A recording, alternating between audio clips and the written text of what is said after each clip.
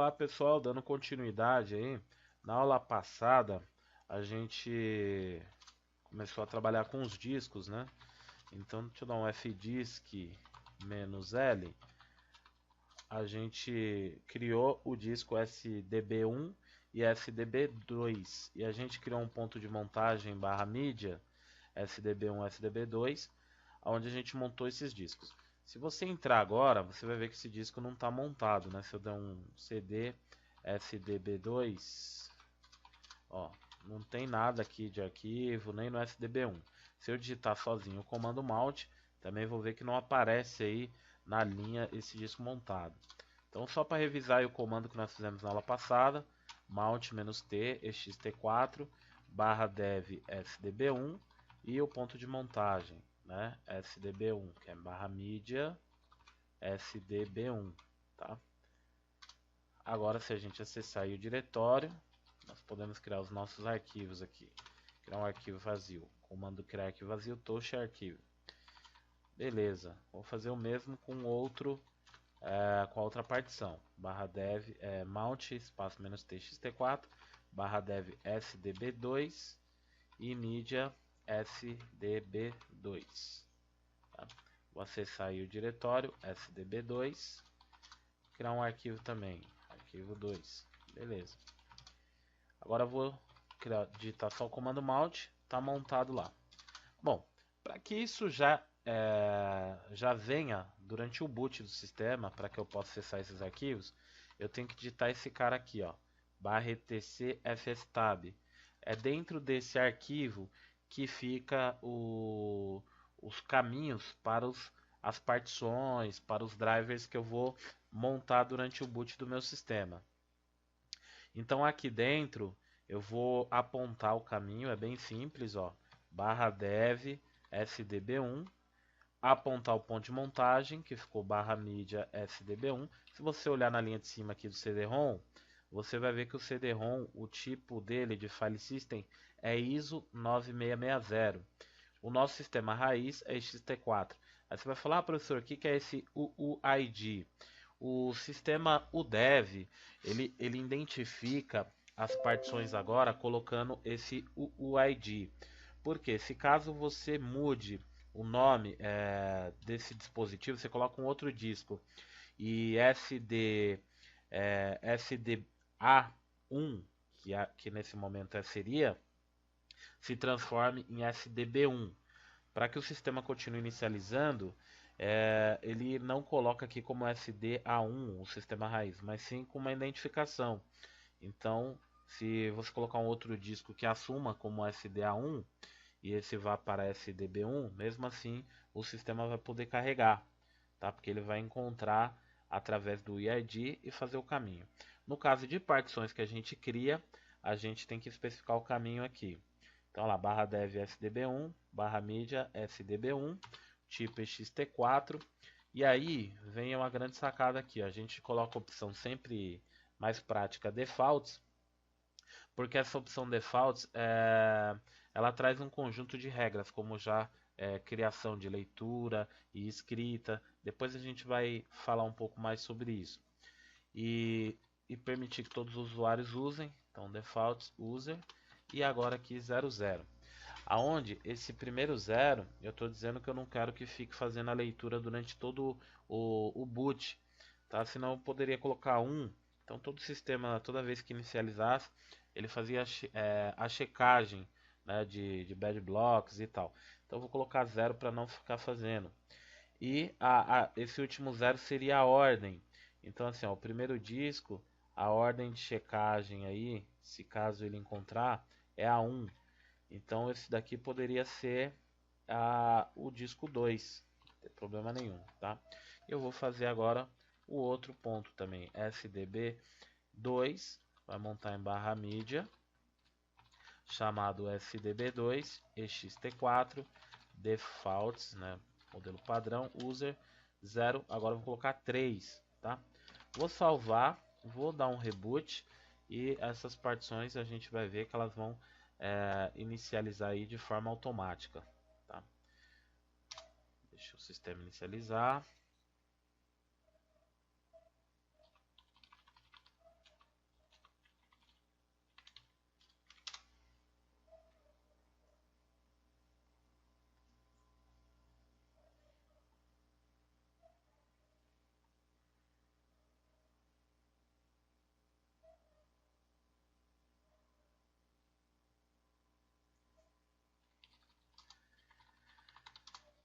Se eu acessar agora barra mídia SDB1, ó, tá lá meu arquivo, e barra mídia SDB2, também tá lá meu arquivo. Se eu digitar mount, vai ver que já veio montando com diversas permissões aí. Então, vou falar um pouquinho aí, um pouco mais sobre essas permissões, né? A gente começou falando aí sobre o defaults, né, que a gente colocou lá dentro. Então, deixa eu abrir o arquivo etcfstab e falar um pouquinho aqui do defaults. O defaults, ele traz a opção padrão, que ele já coloca pra gente RW, leitura e escrita, exec, a gente já vai ver o que é, auto, ele coloca no user, tá? E async. Aí depois eu coloquei user, vai avalizar o user, tá? Porque por padrão o default é para somente root. Essa é a opção padrão, defaults, tá? Então vale dar um print aí, vou colocar de novo. A opção defaults é rw exec auto no user e async. Tá? Essa é a opção, quando eu coloco defaults, é como se eu estivesse escrevendo essa linha ali em defaults. Ele já traz essas opções para mim. E aí vamos entender um pouquinho essas opções. Auto, essa opção refere ao sistema de arquivo da unidade, né, ext3, ext4, e aí ele vai ser detectado automaticamente aí o sistema que está sendo utilizado, tá? A opção RO e RW significa RO vem de Read Only, né? Então seria somente leitura, por disco só ter leitura. E RW significa Read Writer, para o disco ter tanto leitura como escrita. A opção no alto, ela não vai deixar o disco ser montado automaticamente, né? Então o disco não vai ser montado na inicialização, que não tem muito sentido. Por isso a gente deixa alto aí para o disco detectar e montar na inicialização. Não tem sentido porque se você deixar no alto, era melhor nem deixar aqui no FSTab, né? Você montaria manualmente. Exec significa que vai permitir a execução de binários, ou seja, arquivos executáveis dentro dessa partição. Também poderíamos colocar a opção no exec e aí não ia permitir a execução de arquivos binários aí dentro, tá? Sync e async. A opção sync, tá? Significa que vai sincronizar isso automaticamente quando você está fazendo as cópias. Vamos pensar no pendrive. Se você cria aqui o caminho, já vai deixar um pendrive sempre ligado ali. Você cria o caminho, digamos que o pendrive seja SDB1, né? Então ficou a linha ali de cima que a gente montou. Aí eu coloco defaults, aí o default já é sync. Então significa que sempre que eu copiar um arquivo para o pendrive, em tempo real ele já está copiando esse arquivo para o pendrive, para o hardware. Se eu remover esse pendrive ali, depois de uma cópia, copiou. Se eu deixo async, ele não vai copiar em tempo real. Eu pedi para copiar, só que só quando eu desmontar esse volume é que ele vai fazer a cópia.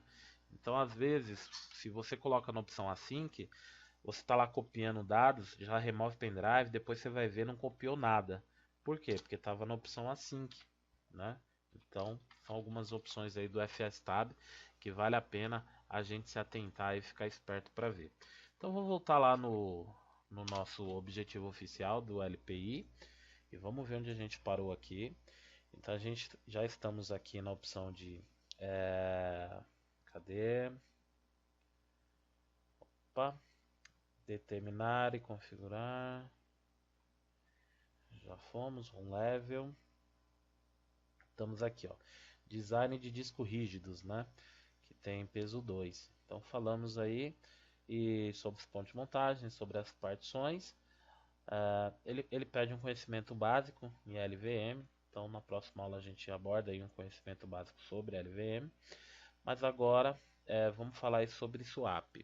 Swap é também conhecido como área de troca. Só um minutinho.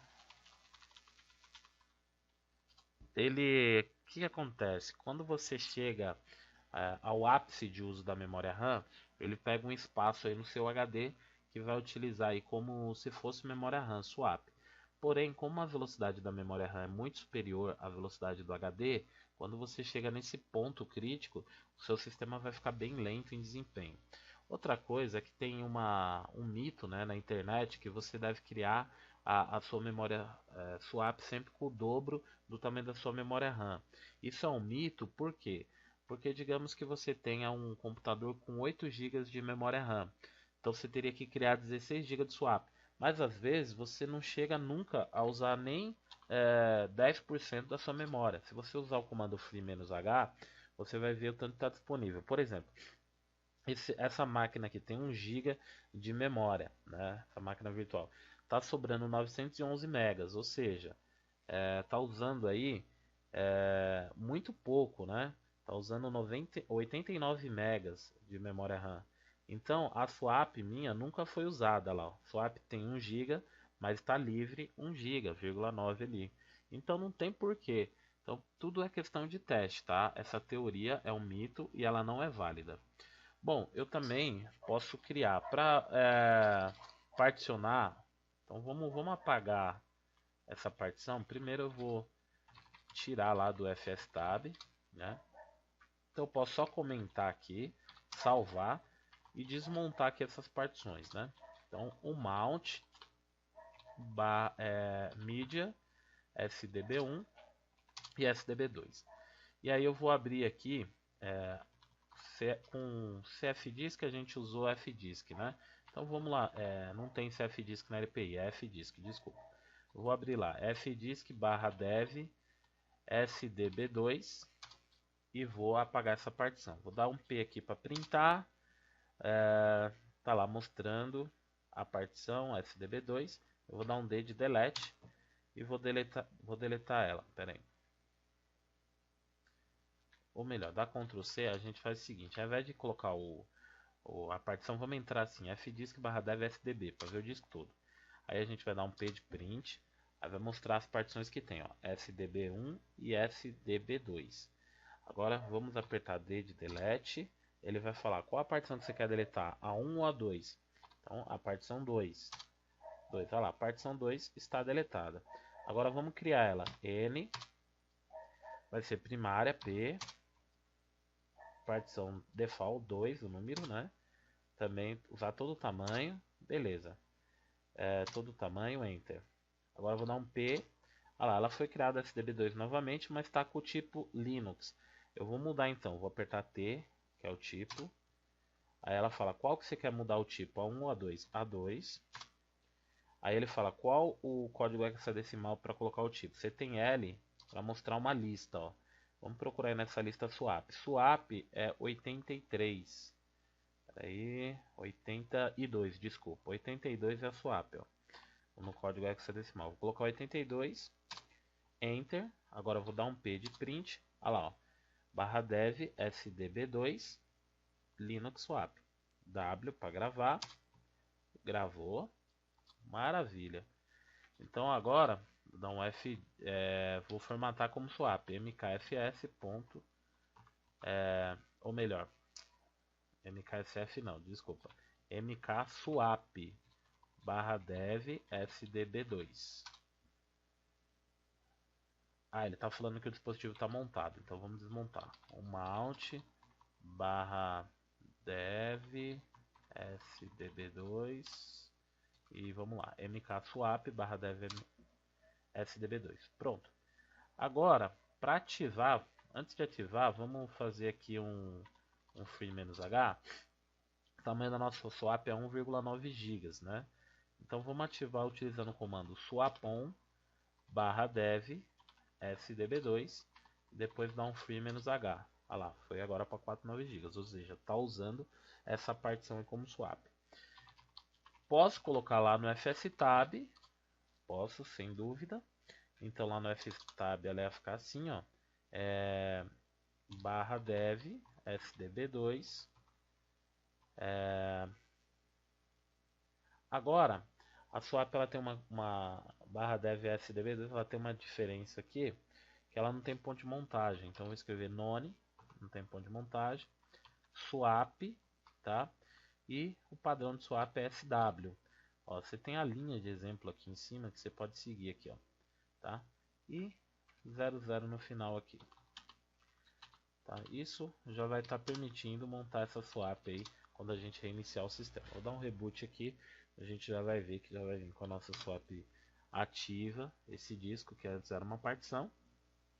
E agora a gente colocou ele como swap aí, para ter mais swap no nosso sistema. Vou esperar logar aqui, root, senha, acho que eu errei minha senha. E free -h, olha lá, swap agora 4 GB, né? Mas eu também posso criar um arquivo. A vantagem do arquivo é que se você precisa de swapping em determinado momento, né, você vai rodar um banco de dados, alguma coisa assim, você pode criar um arquivo. Também cai na LPI, então vale a pena prestar atenção aí como eu crio um arquivo. A gente faz assim, ó, dd if igual a barra dev 0, para começar do zero, e um ponto de montagem para esse arquivo. Eu vou colocar aqui em barra mídia, vou chamar de memória.swap. Não precisa por extensão, mas no Linux a gente sempre coloca para saber do que se trata. BS igual a 1 mega, então cada bloco vai ser 1 mega e vão ser 512, tá? Então, vamos ver aí como vai ficar isso aí. Então vai ficar uma swap de 512 megas, né? Cada bloco é 1 mega, 512 blocos, 512 megas, tá? Então você coloca o número que você quiser aí. Vou dar Enter. Olha lá, criou esse arquivo aí. Então se eu for lá em mídia, vou ter esse arquivo aí de 512 megas. E aí eu vou fazer o seguinte, eu vou formatar esse arquivo, mkswap, memória.swap, ó, formatei. E vou subir ele, ó, swapon memória, peraí, swapon memória.swap.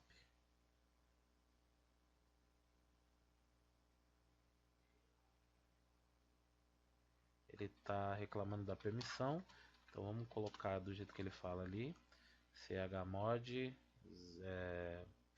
600 memória swap e vamos executar de novo, swapon memória.swap. Ele diz que já está rodando. Então vamos dar um free -h, já 5 GB. Só quando a gente desmontar aí vai conseguir novamente utilizar. Muito bem. Então vimos aí como é possível a gente criar tanto esse arquivo, na hora que a gente reiniciar ele vai se perder, né? Então se a gente colocar também aqui um mount barra mídia memória.swap, aí ele não está montado, ele vai se perder ao reiniciar, tá? Porque a gente não apontou ele em lugar nenhum. Então a vantagem do arquivo é que a gente pode criar para utilizar sempre que precisar. A gente cria esse arquivo e utiliza o arquivo, tá? Como swap. Então, vamos ver aqui como ele ficou. Ó, free -h, perdeu lá, tá vendo? E tá lá o nosso arquivo. Precisamos de mais swap? Só chegar aqui e dar o swapon memória.swap.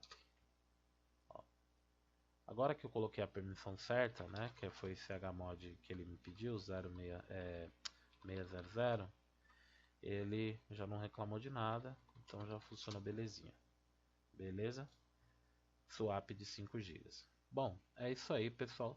Lembrando que qualquer dúvida, né, gente, vocês podem contar comigo através lá do socialclube.certificações.net.br. Na próxima aula eu vou dar uma pequena lapidada em LVM. Na verdade, eu vou referenciar um conteúdo que a gente já tem de LVM no YouTube.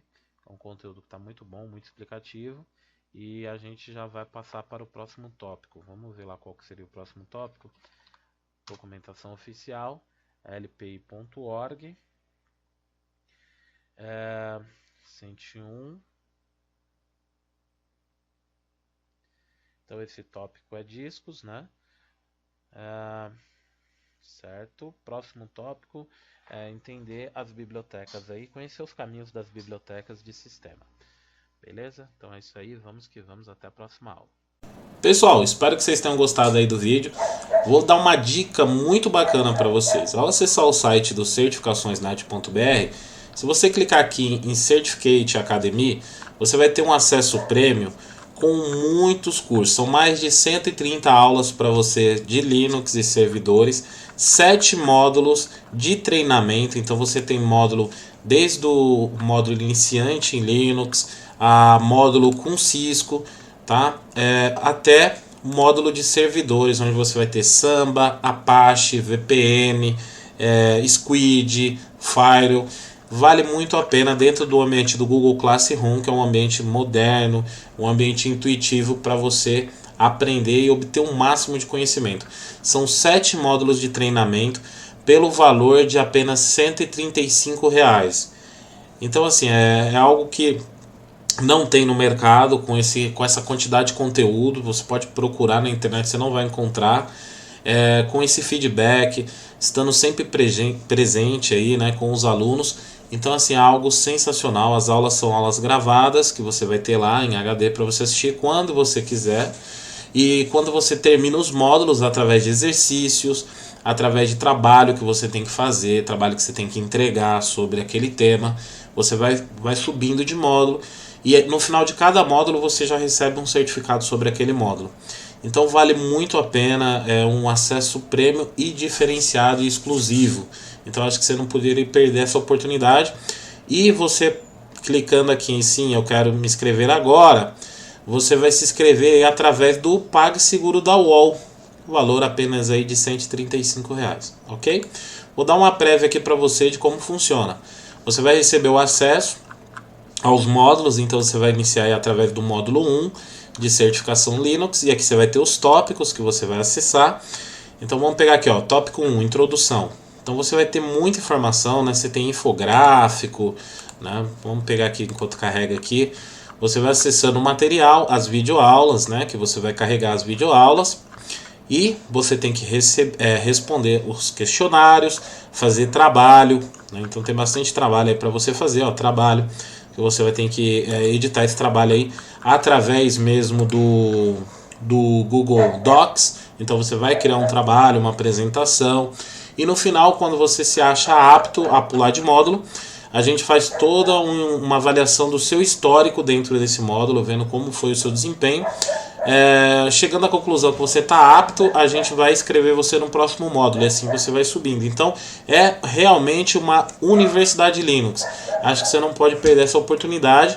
E fora o custo, que é algo que na internet, tratando-se do Linux, desde básico a servidores, você não vai encontrar nada igual. Então acessa lá, você vai estar ajudando também a nossa rede social, que é a trui.certificações.net.br, e ajudando aí a disseminar mais o conteúdo, ao nosso trabalho cada vez mais efetivo e bacana. Tá? Então é só acessar lá certificações.net.br, clicar em Certificate Academy e ser um usuário premium, um acesso premium exclusivo aí para vocês. Beleza? É isso aí a dica de hoje. Vamos que vamos.